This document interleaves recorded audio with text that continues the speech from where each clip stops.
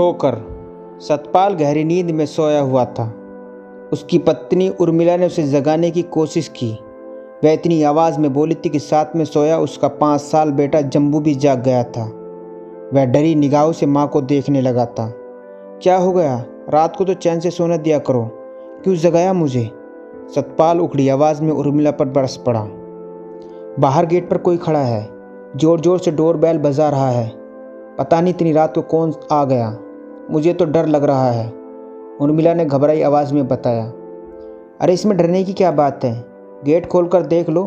तुम सतपाल की घरवाली हो, हमारे नाम से तो बड़े बड़े भूत प्रेत भाग जाते हैं। तुम ही जाकर देखो, मुझे तो डर लग रहा है, पता नहीं कोई चोर डाकू ना आ गया हो। तुम भी हाथ में तलवार लेकर जाना, उर्मिला ने सहमी आवाज़ में सलाह दी। सतपाल ने चारपाई छोड़ दी।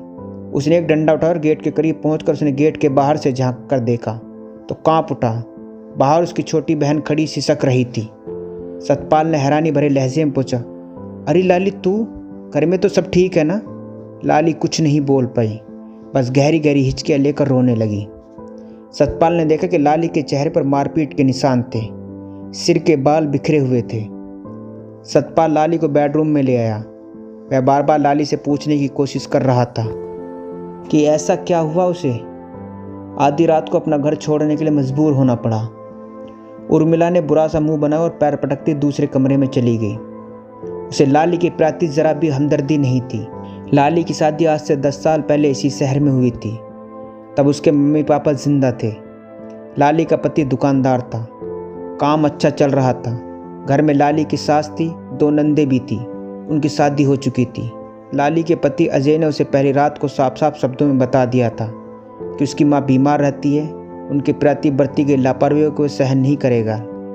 लाली ने पति के सामने तो हामी भर दी थी, मगर अमल में नहीं लाई। कुछ दिनों बाद अजय ने सतपाल के सामने शिकायत की। जब सतपाल ने लाली से बात की तो बुरी तरह भड़क उठी। उसने तो अजय की शिकायत पूरी तरह नकार दिया, उल्टे अजय पर ही नामर्दी का आरोप लगा दिया। अजय ने अपने ऊपर नामर्द होने का आरोप सुना तो वह सतपाल के साथ डॉक्टर के पास पहुंचा। अपनी डॉक्टरी जांच कराकर रिपोर्ट उसके सामने रखी तो सतपाल को लाली पर बेहद गुस्सा आया। उसने डांट डपट लाली को ससुराल भेज दिया। लाली ससुराल तो आ गई, मगर उसने पति और सास की अनदेखी जारी रखी। उसने अपनी जिम्मेदारी को महसूस नहीं किया, अपने दोस्तों के साथ मोबाइल पर बातें करना जारी रखा। आखिरकार जब अजय को दुकान बंद करके अपनी माँ की देखभाल के लिए घर पर रहने को मजबूर होना पड़ा, तब उसने अपनी आंखों से देखा कि लाली कितनी देर तक मोबाइल फ़ोन पर न जाने किस किस से बातें करती थी। एक दिन अजय ने लाली से पूछ ही लिया कि इतनी देर से वह किससे बातें कर रही थी। पहले तो लाली कुछ भी बताने को तैयार नहीं हुई, पर जब अजय गुस्से से भर उठा तो लाली ने अपने भाई सतपाल का नाम ले लिया। उस समय तो अजय खामोश हो गया, क्योंकि उसे माँ को अस्पताल ले जाना था। जब टैक्सी से अस्पताल की तरफ जा रहा था तब उसने सतपाल से पूछा तो उसने इनकार कर दिया कि उसके पास लाली का कोई फ़ोन नहीं आया था। अजय 2 घंटे बाद वापस घर में आया तो लाली को मोबाइल फ़ोन पर खिलखिलाकर बातें करते देख बुरी तरह सुलग उठा था। उसने तेज़ी से लपक कर लाली के हाथ से मोबाइल छीनकर 4-5 घूंसे जमा दिए। लाली चीखती चिल्लाती पास पड़ोस की औरतों को अपनी मदद के लिए बुलाने को घर से बाहर निकल आई। अजय ने उसी नंबर पर फ़ोन मिला जिस पर लाली बात कर रही थी। दूसरी तरफ से किसी अनजान मर्द की आवाज़ उभरी। अजय की आवाज़ सुनते ही दूसरी तरफ से कनेक्शन कट गया। अजय ने दोबारा नंबर मिलाकर पूछने की कोशिश की तो दूसरी तरफ से मोबाइल स्विच ऑफ हो गया। अजय ने लाली से पूछा तो उसने भी सही जवाब नहीं दिया। अजय का गुस्से से भरा चेहरा भयानक होने लगा, उसके जबड़े भिंचने लगे। वह ऐसी आशिकी मिजाजी कतई सहन नहीं करेगा। लाली घबरा उठी। उसे लगा अगर वह अजय के सामने रही और किसी दोस्त का फ़ोन आ गया तो यकीनन उनकी खैरियत नहीं। उसने उसी समय ज़रूरी सामान से अपना बैग भरा और अपने मायके आ गई। लाली ने घर आकर अजय को उसकी माँ पर तरह तरह के आरोप लगाकर ससुराल जाने से मना कर दिया। कई महीने तक वो अपने मायके में ही रही। अजय भी उसे लेने नहीं आया। इसी तनातनी में 1 साल गुजर गया। आखिरकार अजय ही लाली को लेने आया। उसने शर्त रखी लाली को मन लगाकर घर का काम करना होगा, पराए मर्दों से मोबाइल पर फ़ोन पर बेवजह बातें नहीं करेगी। सतपाल ने बहुत समझाया मगर लाली नहीं मानी। लाली का तलाक हो गया। सतपाल ने उसके लिए 2 लड़के देखे मगर वो उसे पसंद नहीं आए। दरअसल लाली ने शराब का एक ठेकेदार पसंद कर रखा था। उसका शहर की 4-5 दुकानों में हिस्सा था। वह शहर का बदनाम अपराधी था, मगर लाली को पसंद था।